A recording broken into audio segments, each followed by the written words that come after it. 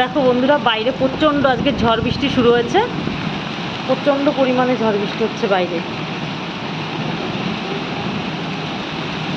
আচ্ছা, গাছপালাগুলো কেমন অবস্থা।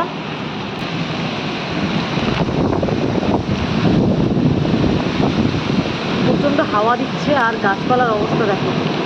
তাল গাছটার অবস্থা দেখো, কি পরিমাণ ঝড় বৃষ্টি হচ্ছে। গাছপালা দেখেছো, গাছপালাগুলোর কি অবস্থা।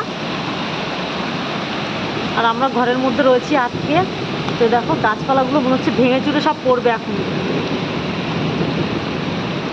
বাপরে বাপ, প্রচণ্ড ঝড় বৃষ্টি হচ্ছে, প্রচণ্ড। জানি না কতটা কি হবে। বৃষ্টি হচ্ছে না, কিন্তু প্রচণ্ড পরিমাণে ঝড় হচ্ছে। একবার আওয়াজটা একবার শোনো।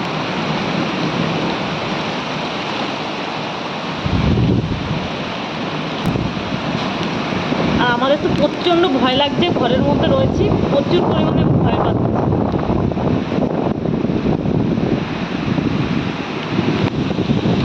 এরকম আওয়াজ হচ্ছে দেখো, সেই আমফানের মতো মনে হচ্ছে ভাব। কতক্ষণ হবে জানি না।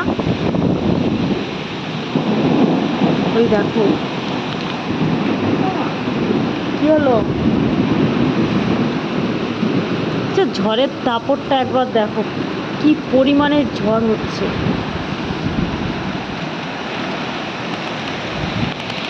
আর আমরা এখানে কি করব বুঝতে পারছি না।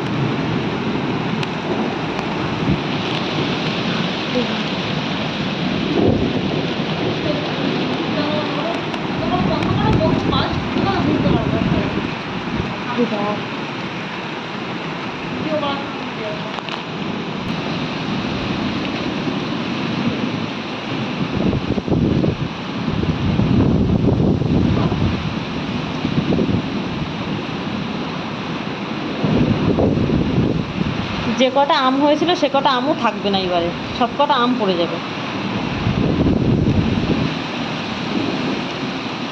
গাছপালা মনে হচ্ছে ভেঙে চুরে পড়বে।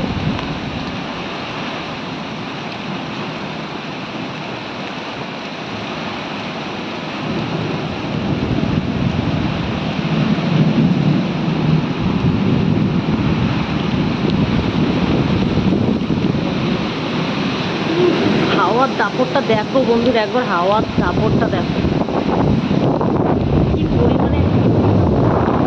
সেটাই, গাছটা উল্টে না পড়ে সেটাই ভাবছি। বাপরে বাপ, হ্যাঁ পুরো গাছটা দেখো বন্ধুরা, দেখো গাছটা কি পরিমাণে ঝুলছে দেখো। কি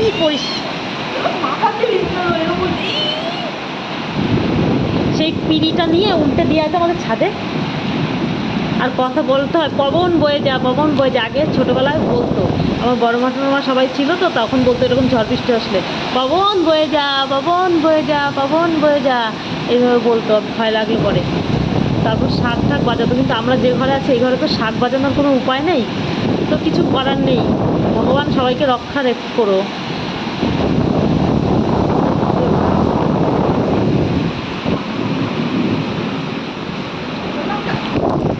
আর এখানে আমরা বসে রয়েছি দুজনা অন্ধকারের মধ্যে।